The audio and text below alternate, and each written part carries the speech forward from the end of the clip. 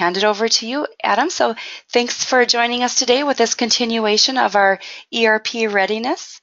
Today we will learn about technology, and I guess, Erin, you're going first. So handing it Yeah, over for to you. sure. Sure. All right, let me know when you can see my screen, Lori. I can. Awesome, excellent. Well, welcome everyone. It's so great to be with you again today. This is, I guess, part 4 of a 4-part series that we have done for the user group community, and we really do love spending our time with you guys. The first one we did was enterprise resource strategy and how to develop one of those. The second one was ERP readiness relative to people. Third was ERP readiness relative to process.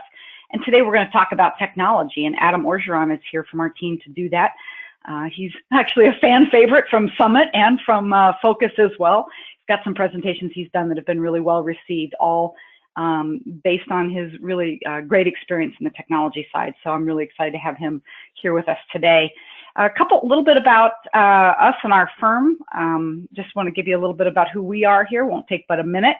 When we are asked about what it is that we care about the most, this is what we tell folks, because this is, for us, we look at every engagement we do with a client as a way to invest in individuals and organizations that really helps them move the needle forward and have a lasting impact. We realized years ago, when we get together with companies that we work with, they bring their smart people, we bring our smart people, and we both bring something different to the table.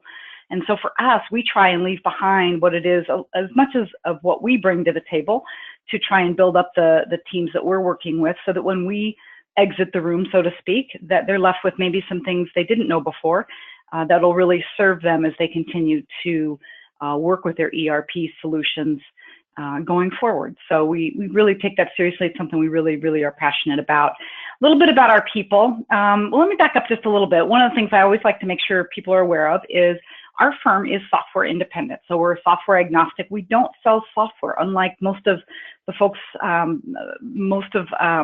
the installations. If you're on the customer side, you're going to have a software value-added reseller. That's not who we are. We actually work with our clients on the ground as part of their internal team, and meet them where they're at and help get them where they're trying to go. And that could take on a variety of different roles. And because of that, the people that we hire in our organization tend to be really long-term veterans in the ERP space. We have a long-time relationship with the NAV, UG, and broader UG communities within the Microsoft Solution Suite, in part because of where we focus, and we'll talk about that in just a second. But for starters, our people tend to be 15 to 25-year veterans because of the type of work that we do, with experience in strategic thinking, industry knowledge, project management, technology, and organizational change. Our niche tends to be manufacturing and distribution companies. So this is why when we're working with small and mid-sized companies is our niche within that space.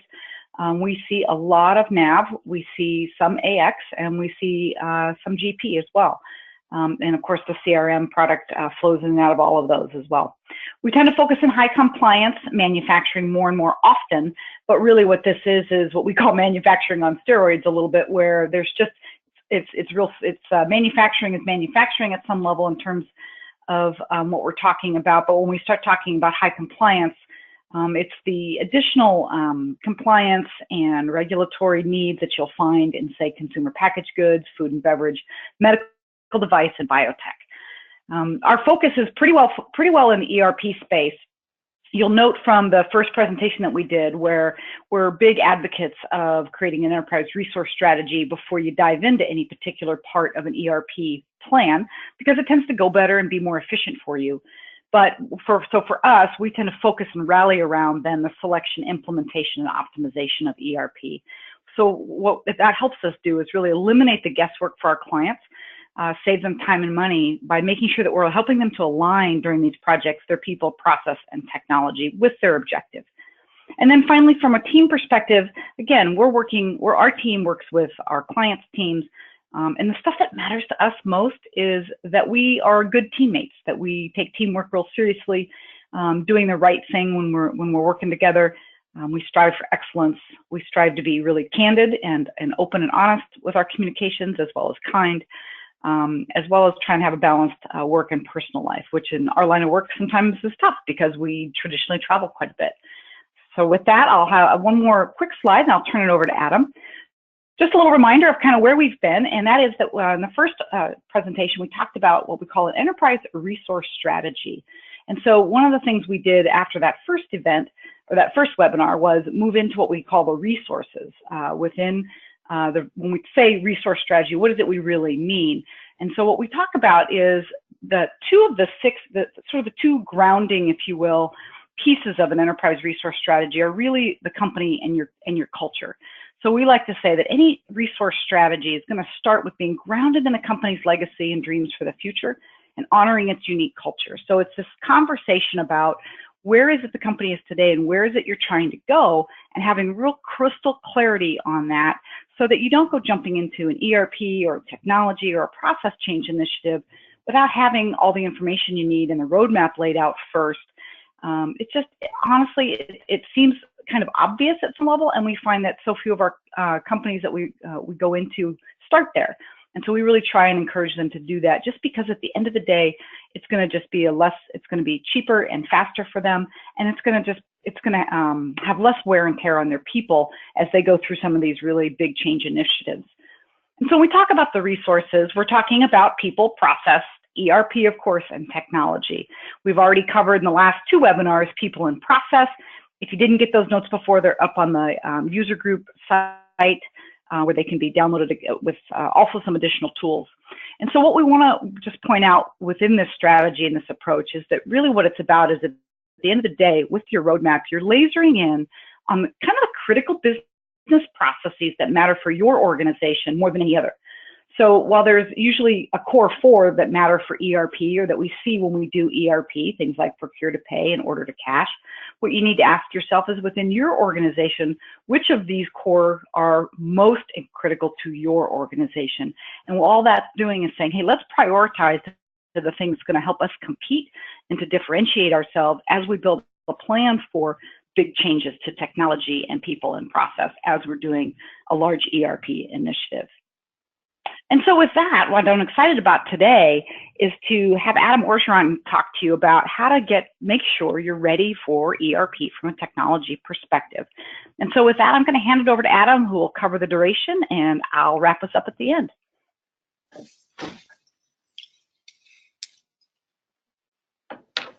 All right, thank you, Erin.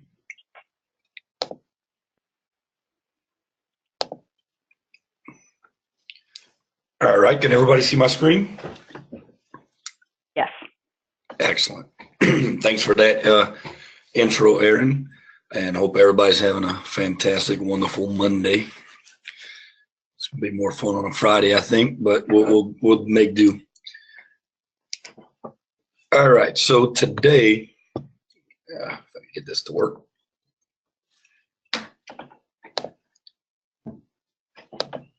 Okay, here we go. So the agenda for today, as we're talking about technology, so this here, we're just going to cover the base elements of what you should be looking at when preparing for your ERP, and making sure that you've got all of these things covered.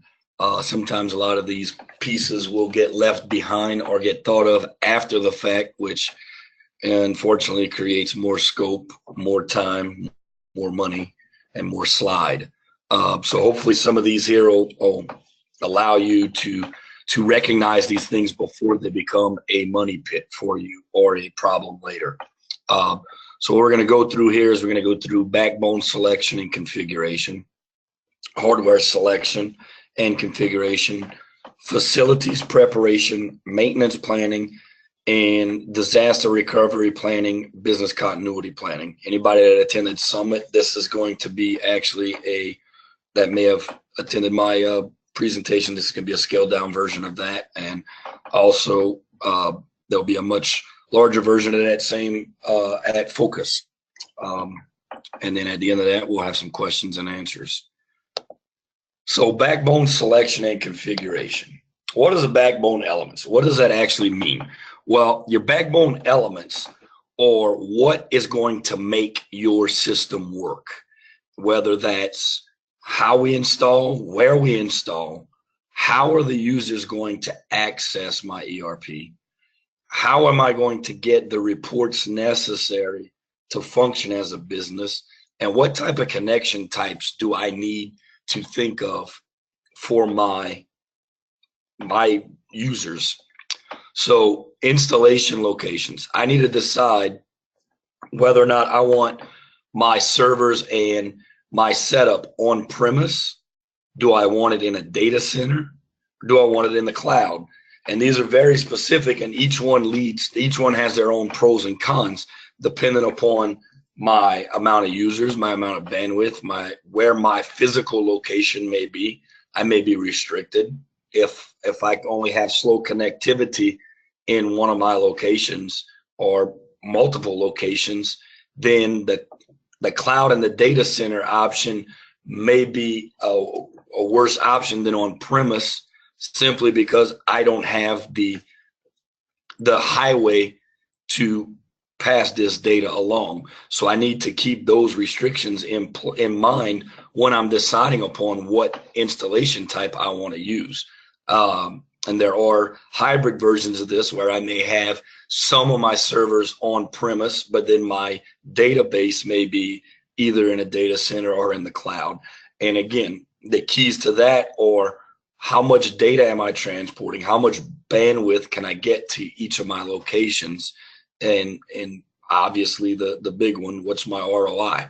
Where my cost breaks at? Is it cost effective to have multiple servers on premise, or am I better centralizing that? Client type. This will actually play into your installation type a little bit as well, depending on what type of clients I need. Will I install a client on all of my local machines, or will I use an RDP/Citrix type environment where they're utilizing it what appears to be local for them, but they're actually connecting to a server either on premise or in a data center or in the cloud? Are we going to be using web client or mobile clients? Usually it's some kind of combination of these. So as I'm mapping out my needs in this case, I definitely want to chart out which type of clients I'm going to be using, because depending on those will definitely affect what type of location I want to use. For instance, if I'm going to use web client and mobile clients, those are a little less secure because, again, I'm opening my network up to external usage at that point. And so if I'm opening up the network to my users, there's potential for other folks to get into my network. So a quick remedy to that would be to set up a server in the cloud where they're not actually coming into my network, they're actually going into the cloud, and the only data that is at risk is what's in that particular server cluster. Reports will help. Will also help in that decision as well. Depending on what type of reporting, there's the obvious CAN reports, which will come with whichever ERP system I've decided upon. Then there's the business intelligence software, such as maybe Power BI, Jet Reports, Target BI, and quite a few others out there. The data warehousing, Excel-based add-ons, such as the Jet Professional, and again, Power BI runs with an add-on as well. Or am I going to use some type of SQL reporting like SSRS? Depending on which style of these I'm going to be running and who needs access to these reports will also play a large role in establishing where I should be placing my installation. And then last but definitely not least, what type of connections do I need to have? Do I have users that are going to be in remote locations that are going to need offline access? And then once they get into a wired state where they could actually get online, their device will sync with the ERP.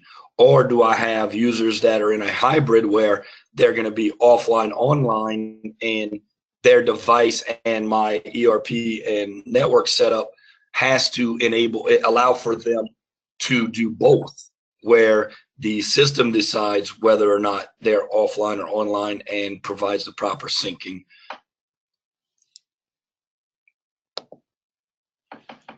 Next, after I've established my backbone, now I need to start looking at hardware. And the hardware elements, typically everybody remembers servers and computers, but some of the things that tend to get forgotten about are your routers and mobile devices, handheld devices, and potential backup appliances. So, you know, in regards to ERP, typically I've got, depending on which tier setup I'm going to run, I either need one or multiple servers to enable me to perform tasks such as SQL or database server. I need ERP application server. If I'm going to allow RDP access, I need an RDP access. And from a reporting standpoint, I may need data warehouse. Now, in a perfect world, I would have a separate server for all of these, but that may not be cost effective for you. And in which case you may need 4 different servers for this, or I may have one big server and I'm virtualizing this. That all depends on, oops, sorry about that. Did not mean to do that. There we go. That all depends on exactly your needs with that with your particular installations. Wireless routers. This is a biggie, especially if you have a large office space or if you have a large warehouse or storage area where you've got users that may be using barcoding, or you may have users that are in a shipping and receiving environment. What type of wireless routers am I going to use? Will I use managed wireless routers? Am I going to set up separate wireless routers throughout my facilities? And what type of, will I use extenders or repeaters? So again, you need to map this out and establish which types of hardware you're going to put throughout. Handhelds and mobile devices. Which types of handhelds and mobile devices will I need? Will I need gun style mobile devices for scanning and putting up inventory, or for price changes, or in this case, a perfect example of this is in a grocery store. If I'm doing ordering or price checking, they walk around stores and just shoot the barcode on the shelf. Is that the type?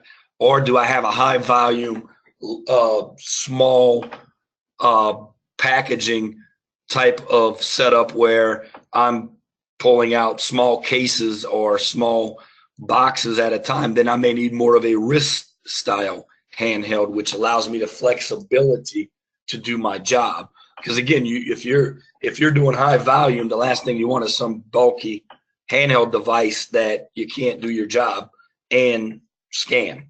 So again, all these need to be taken into account. Do I have forklifts that I need mountable devices on? If so, which style? What type of tasks are going to be done by that particular equipment?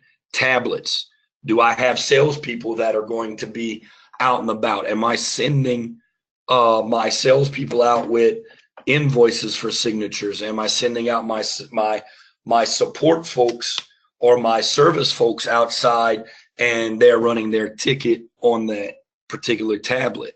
What type of capabilities do I need to give them for that? Does it need to be rugged? Is it in an environment where it needs to be waterproof? Is it more connectivity and speed that I'm needing? These are all questions that need to be asked up front, because again, it goes back to how will I install, how will I set this up? And mobile phones. Nowadays, most ERP systems have a programmatic setup in there that allows you to actually access your ERP, whether it be dashboard style or actually input style, to view straight from your cell phone. Will I be utilizing that? Do I need to come up with extra security? Or do I need to limit which type of phones are going to be utilized for this type of activity? And backup appliances. Am I going to use on-premise backup, off-premise backup? These can be very costly, but that being said, losing all of your data can be way, way far costly than that. So the last thing that I want to do is lose even an hour's worth of data.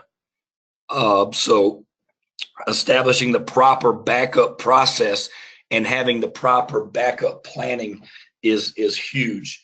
And in most cases, if you're going to be setting up an ERP system that requires an N-tier setup, meaning 1, 2, 3 multiple servers in your setup, you're absolutely going to want to have some type of a backup appliance in place that can not only back up your data on premise, but may be able to actually send your data off premise to an off premise site or to a backup server that can then be a fallback server, or a server that is managed by a third party that can be spun up as necessary.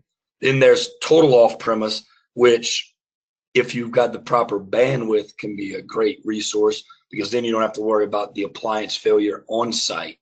Everything goes off site and somebody else manages that for you completely. So once you've got your installation type in place and you've thought about what hardware you're going to need, then next is facilities preparation. We've thought about what type of wireless routers we're going to need, but now we need to actually get into our facilities and decide where, when, and how we need these established. And a network map and the topology of your network will help you through this. Basically, and actually just getting out physically with whether it's a network reader or a cell phone or any of the many devices nowadays to test your wireless feeds. What you're wanting to do is get out into your facilities in every spot that you may need to utilize some tool for your ERP setup, and you want to map out where your dead spots are so that you could alleviate as many of those as possible. Some places that people forget to look at is if I've got a high temperature or low temperature zone, refrigerator, maybe an incinerator area, I may not have wireless passing through there because of the protection that's keeping it cold and or hot in that particular section of the building. And so I need to make sure whether or not do I need to put a special device inside of those locations that are equipped for either high or low temp and are able to provide the necessary connectivity to my appliances and my resources. Do I need to set up specific VLANs for certain sectors of my organization? If so, am I better off creating completely separate wireless networks, LANs within wireless LANs in my facility, or should I actually just VLAN in specific areas? Should I segment my specific areas as far as keeping them on specific subnets on my wireless and or wired devices? Wired, my facilities, I want to make sure that every place where I have a outlet is labeled and identifiable. Do I know which switch that goes to? Do I know which route that takes to get to that spot? The last thing I want to do is plug in a machine in a location only to realize that it's not active. And then I've got to go back and trace back where exactly that particular line goes to. That at times that could get very costly depending on how many runs you have and drops you have in your location. And especially if I'm looking at a drop that may be in the back warehouse and my server room is well in the front. What are my bandwidth requirements, not only now, but what will my bandwidth requirements be once I move to my new ERP, or once I upgrade or introduce an add-on? And again, this is extremely important. The last thing I want to do is bring in a enhancement to my productivity that disables performance or that deteriorates performance.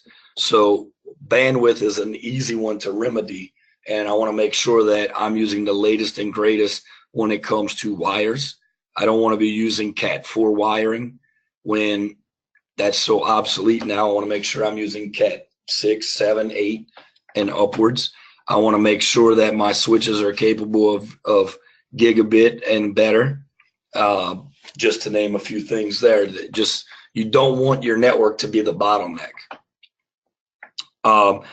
The LAN in my facility, and subsequently the WAN. If I have multiple locations, is this going to be a central location? Is this going to be a satellite location? How am I going to interconnect my WAN? Is this going to be an MPLS? Will I use VPN? These are all decisions that need to be made while going through the ERP process, because all of these are going to play into the hand of what needs to be done in my facilities before I go live with my ERP, especially if I have any of my locations in a remote spot where weather could become an issue. If I've got a location that's in the 4 North where ground freezing is an issue, then I need to make sure that if I've got to have lines ran to my South Dakota location, for instance, if the ground freezes in November, December, then I've got to make sure that I've got my line in place if I want to go live in March, because chances are by March, the ground's not going to have thawed and they won't be able to put a line in there. So these are the type of things that I need to plan out ahead in order to make sure that I'm going to have everything in place before I go live with my ERP system. Again, network map, I touched on that earlier. Stress testing. I want to make sure that I put as much of a load as I can put on my current infrastructure in my facilities to see how it reacts to a full load. If I'm having any issues supporting the full load before I go to an ERP change, an ERP upgrade, then chances are I'm going to have those same failures once I go on this ERP. Typically, when you're upgrading into a new ERP, usually that means you're going to need more bandwidth, more resource, because typically the newer ERP systems are going to need more system resources in order to achieve those results and performance that you're looking for. And if you're in your current format, you're having issues, then just switching to an ERP, a new ERP system, typically is not going to change that. Maintenance. Once I've got everything in place, I know what kind of installation I'm going to have. I know what kind of backbone. I know what type of clients I'm going to be utilizing. All of these, the mapping is there. What I need to make sure that I'm looking at next is how I'm going to maintain all of these things. And the key to your maintenance is not only having a plan, but having a documented plan.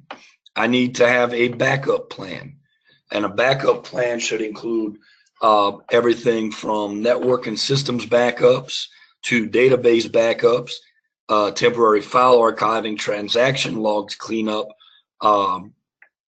user structure, user folders. I should be backing up all of these things, and I should have a plan in place. I should define what constitutes a catastrophic event that I need to bring everything back. What constitutes a file restoration. Because again, each of those levels are different levels of types of files that I have to bring back, and I need to make sure that I'm capable of bringing these back and have it documented. I don't want to do a full restore because somebody accidentally deleted a spreadsheet yesterday that had 20 lines of data in it. However, that spreadsheet may have been critical, so I want to make sure I have a plan in place for a simple file restore and versioning for those as well. Testing plan. Backups are great, but if I don't test my backups, then I'll never know if they're truly working. Funny example here, not funny example, it's actually kind of a sad example, but luckily for these guys, it worked out well.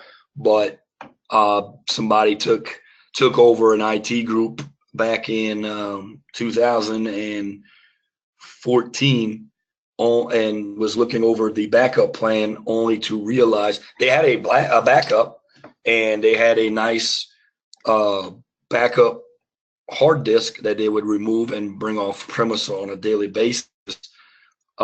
However, when they decided they were going to test that, they have been running the same backup procedure for about 3 years, only to find out when they went to restore, the file was actually blank. The backup was successfully completing only because the last instruction on it was to log out of the system, and so it would complete the log out of the system portion and deem that successful, but the actual transfer of the data to the external drive was not actually happening. So all of that time they thought they were backing up, and it turns out for 3 years they were not, which means had they had any type of catastrophic failure, they had no fallback. They would have literally lost 3 years worth of data because of it. So a testing plan is huge.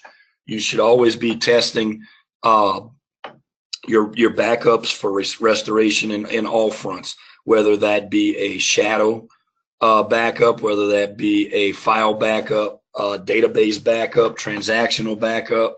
All of these backups need to be tested and looked at to make sure that they're working, and also to make sure that they're the most efficient. Technology changes, updates come in. You should constantly be reading and looking over your software and hardware that you're utilizing for backups, and make sure that you're currently following their latest and greatest policies. Stress testing. Just because you stress test once doesn't mean that you're done. You should continually stress test. Hopefully when you're switching to a new ERP system, is because you're looking to scale. You're looking to grow and grow and grow. Well, as you grow, so does the bandwidth and the resources tend to grow the opposite direction.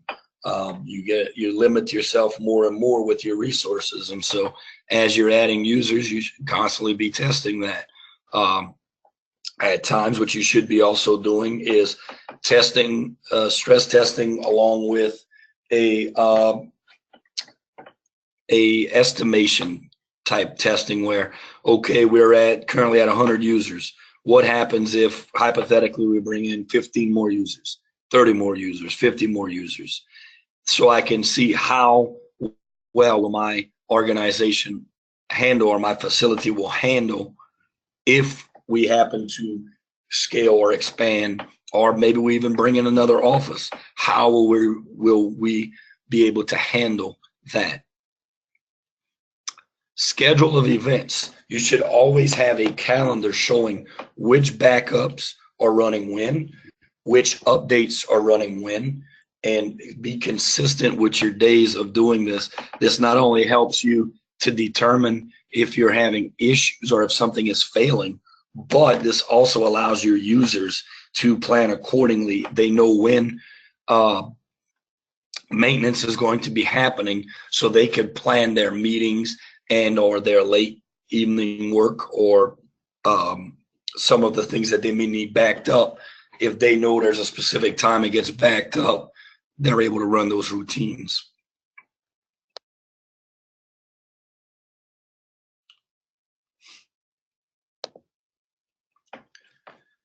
Disaster recovery and business continuity. So the other 4 sections we looked at are your actual planning for what do I need to be able to do ERP? What do I need to install? What do I need to keep it running? Well, this portion here is the what if section. This is the section that basically, if you're an IT director, manager, CTO, CIO, CFO, this is the part of technology that gives you nightmares, gives you chills, that you're not sleeping very well when you think about some of these things. So this is the scary but controllable part of your business. If you have a good disaster recovery and business continuity planning, then you can be prepared for when, if the worst happens. All right, risks and disasters that impact organizations.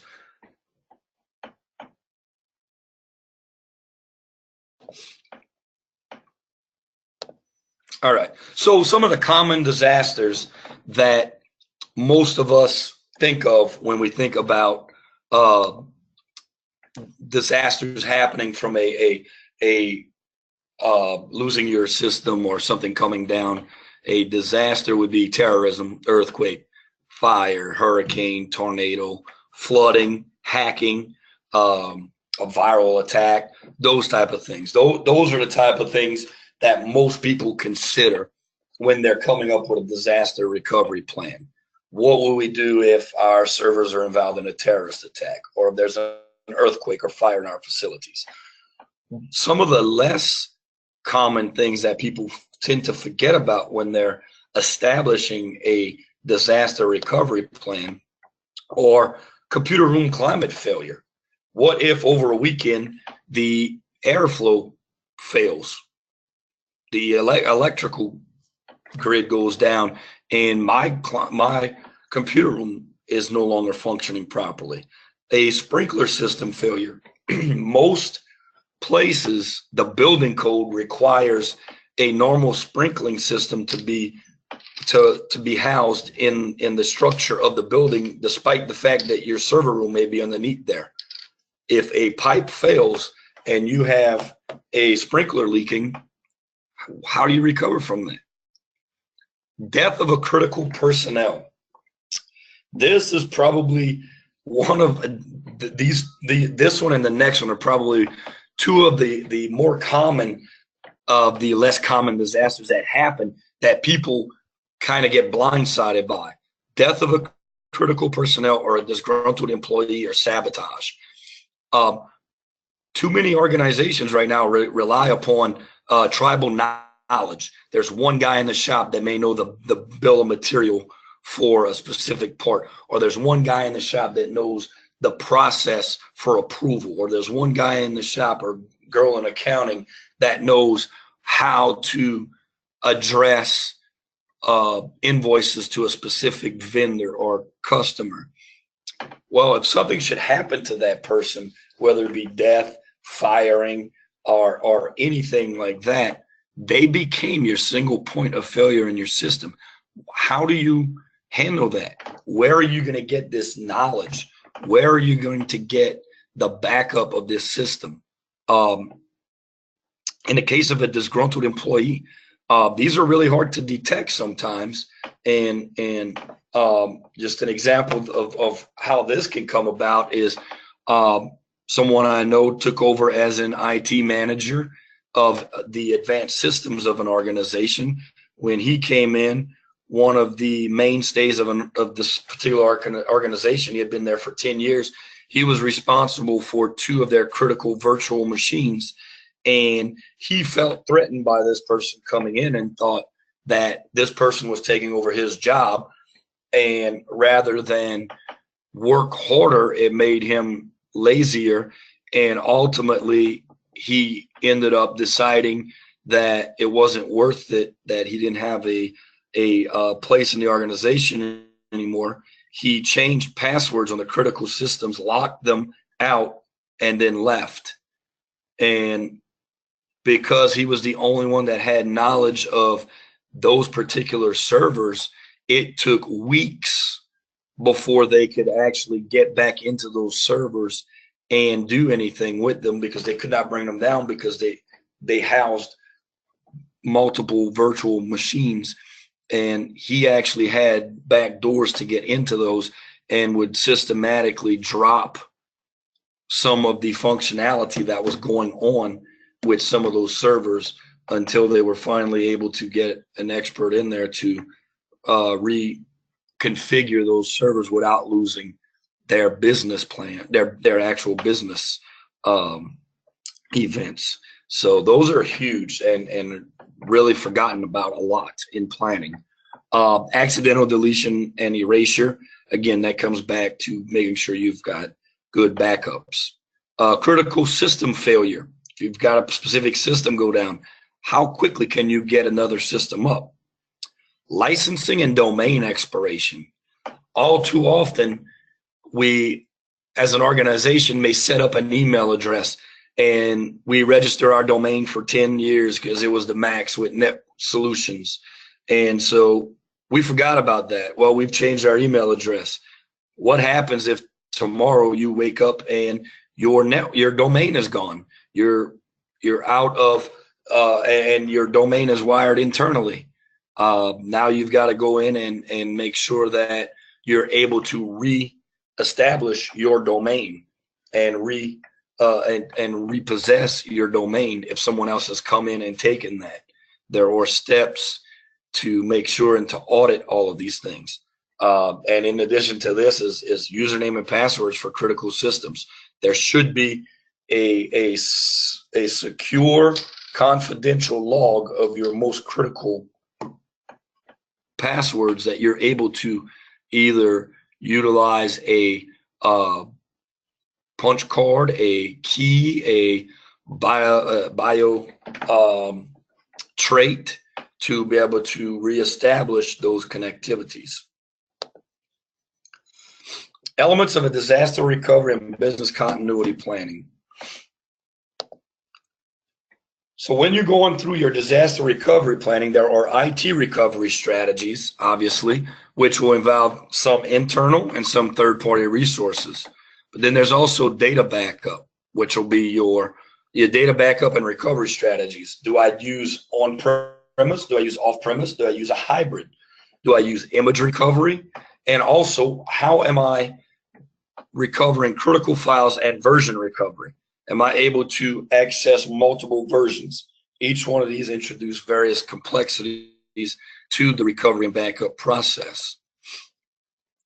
One more thing I want to say about disaster recovery before we move to business continuity is a big part of disaster recovery plan elements is making sure that all departments are accounted for.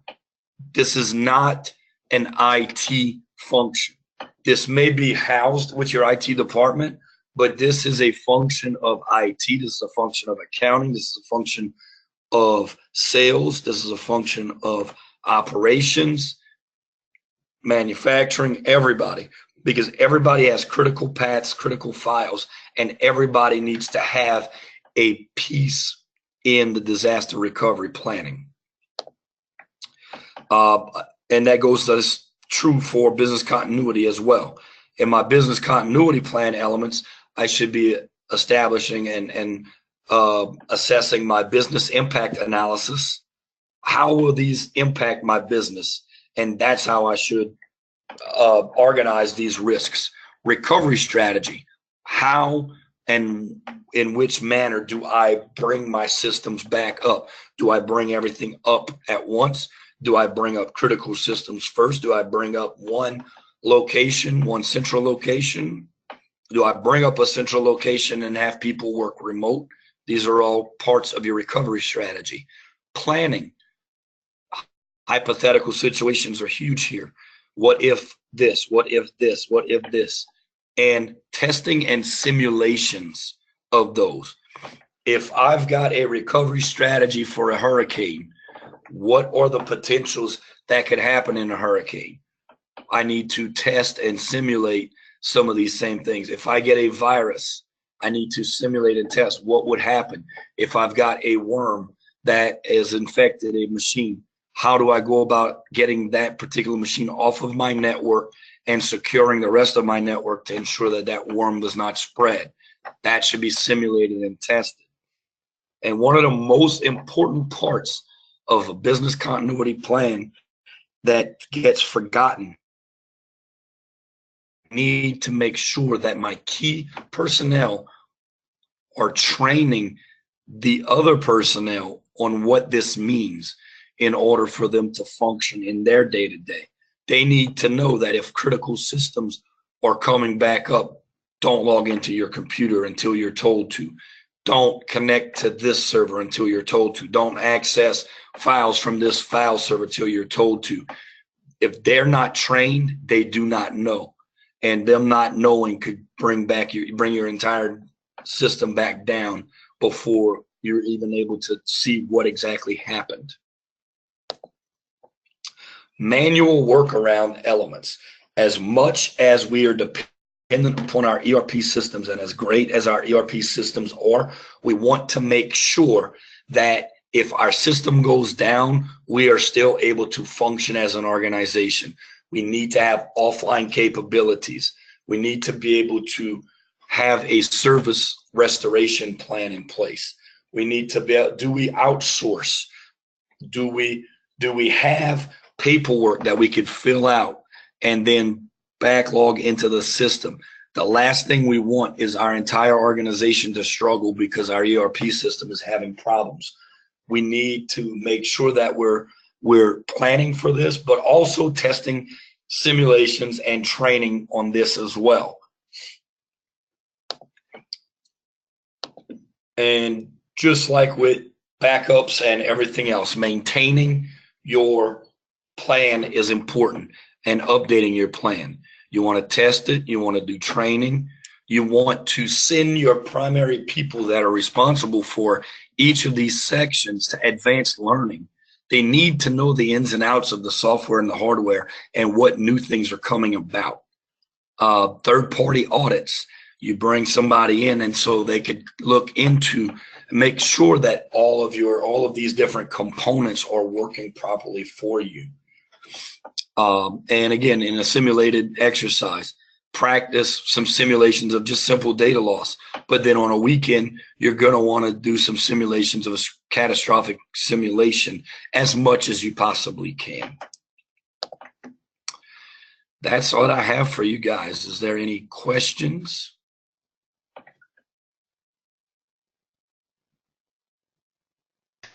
Not yet, but if people want to raise their hands, I can unmute you and you can ask questions or type them in the GoToWebinar question box and I can ask them for you. We'll give it a minute here. Sure. I know there's a lot to chew on. Exactly. I always say when you're talking about disaster recovery and leaving an organization and everything as an individual that has all that knowledge, I like to say when they win the lottery. Yeah. Rather than sometimes, when people say get hit by a bus. But we don't have any questions coming in. Okay. So you did a great job. We can always continue on the open forum if they think of a question after. Or Adam, do you have another slide here at the end with your contact information, or Aaron's? Aaron has. I'll go ahead. I can go ahead and wrap this up here for a minute if you want to switch presenter back over to me. Absolutely. Thanks, Adam, so much. That is always so much information, and yet it's so critical. Let me just see if I can get my show screen on here just a second. Whoops. Hang on a second. I see it. All right. Let me know when you can see my screen. I can, yes. All right, great. Thank you. Actually, I'll jump to this before we move on. One of the things I was thinking about, I'm going to go do slides a little backwards today. This is how to reach us. So what I was thinking about, Adam, is, we have a couple of tools that might be useful for our audience. And so I'm going to throw my contact information up here. So we have, especially if you've been involved with the people process ERP readiness conversations we've had previously, one of the things we tend to do, because we do these assessments for our clients, we have some pretty easy to use tools and templates that might help guide you through this process internally a little bit. It's and they're just kind of worksheet in nature, some tools we use. If those are something that you would love for us to share with you, just email me. You've got my email here is at the bottom. Just feel free to reach out and let me know, hey, I'd love to get a hold of that tool. No problem. We're happy to share that with you to kind of take a look at doing your own assessment internally. So anyway, that's how to reach us. If you want to connect with us for the assessment tool or with any follow-up questions or comments, as Lori said, also out on the user group site is a great way to do it. And then finally, through the end of March, we just want to put out there to folks, we talked a lot about enterprise resource strategies and readiness from people, process, and the technology side, that we'd be really happy to offer a 45-minute session with you or your organization to just kind of sit down and have another head to smack against, asking questions about how you might approach this. Like, what are your goals and challenges, and how might you look at this kind of thing? Sometimes it just helps to have an outside perspective on some of this stuff. So we're offering that session to user group members until the end of March. Again, just reach out on my email. Adam's email is fine as well, and we'll get that set up with you. And then let me back up a slide here. So just what's coming up next, we're going to have a conversation scheduled on the 11th about what will ERP cost you. This is not the exact dollars and cents, but it will hopefully get small and mid-sized companies close based on a certain set of criteria. So we'll talk a little bit about selection, implementation, optimization, and see if we can't cover as many of the bases as possible to the cost both internally and externally for ERP. And then finally, we're going to do another session that is somewhat unrelated specifically to ERP, and yet really has been well received by our manufacturing clients, particularly, and as well as our distribution clients. On the 17th, a conversation about how to create more capacity without always having to add more people. And those are the two that we're doing that are coming up. And as always, we would just love it if you would take a minute and fill out the survey for the user group, as that just really gives us some important feedback about how to serve you as we do volunteer to do these over time, because we certainly love to do that.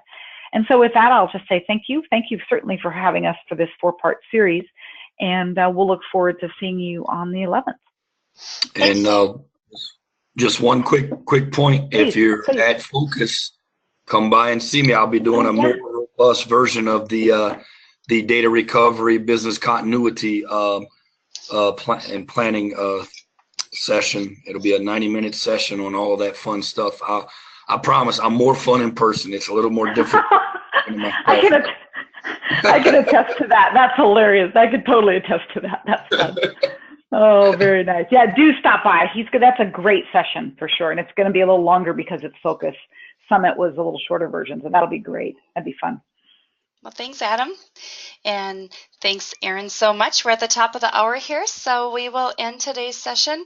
We look forward to seeing you all on another webinar real soon. And if you think of a question here after you hang up, there's always the open forum out on Navig where you and your peers and folks like Erin and Adam watch that regularly and respond. So bye for now. See you all soon.